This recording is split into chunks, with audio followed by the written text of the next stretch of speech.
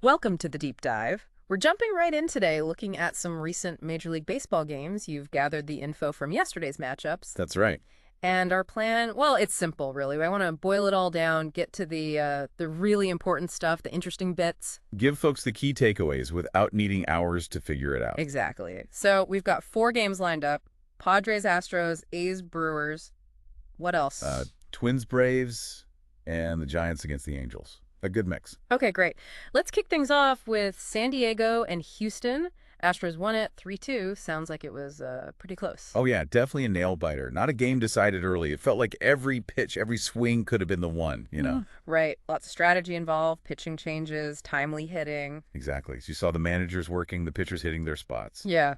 Or missing them. So tell me about the key moments. I see here Christian Walker. He had a big hit for Houston. Huge hit. It was the 6th inning. Astros were down, and Walker connects for a 2-run homer. Tied the game right up. Wow. Okay. That must have really swung the momentum. Absolutely. You could feel it shift. And then, just the next inning, Isaac Paredes comes through. What did he do? RBI single. Yeah. Drove in the run that ended up being the game winner for Houston.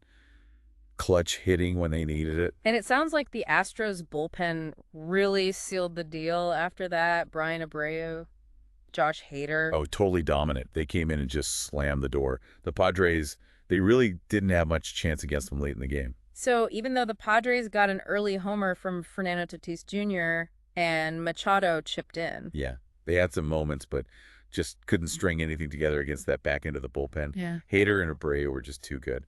So the big takeaway here for Houston, this is their first time winning 2 in a row this season. That's right. It might not sound like a huge streak, but getting those first back-to-back wins, it can build some serious confidence, maybe start a little rhythm. Yeah, could be a sign they're starting to figure things out. We'll see if they can keep it rolling. Definitely something to watch.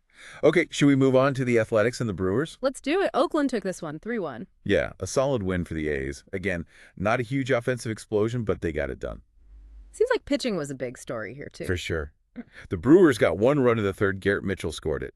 But after that, the Oakland Arms really buckled down. Just shut them down. Pretty much. Okay. Kept the Brewers from building any sort of momentum at the plate. And offensively for Oakland, they had some timely hits, sounds like. They did. Miguel Andujar, he tied the game with a double in the 5th inning. That was crucial. Got them level. Okay.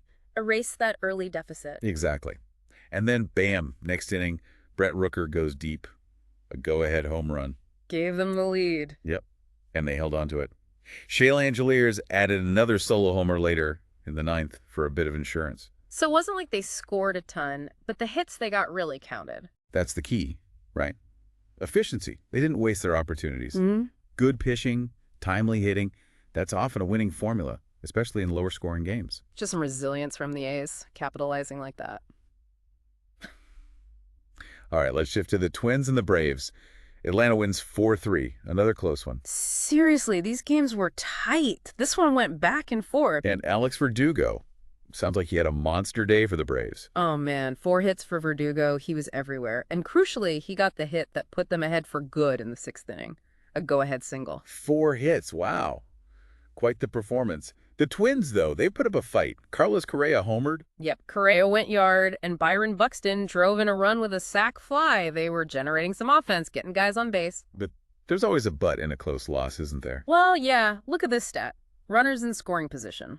The Twins were 0 for 8. Oof. 0 for 8.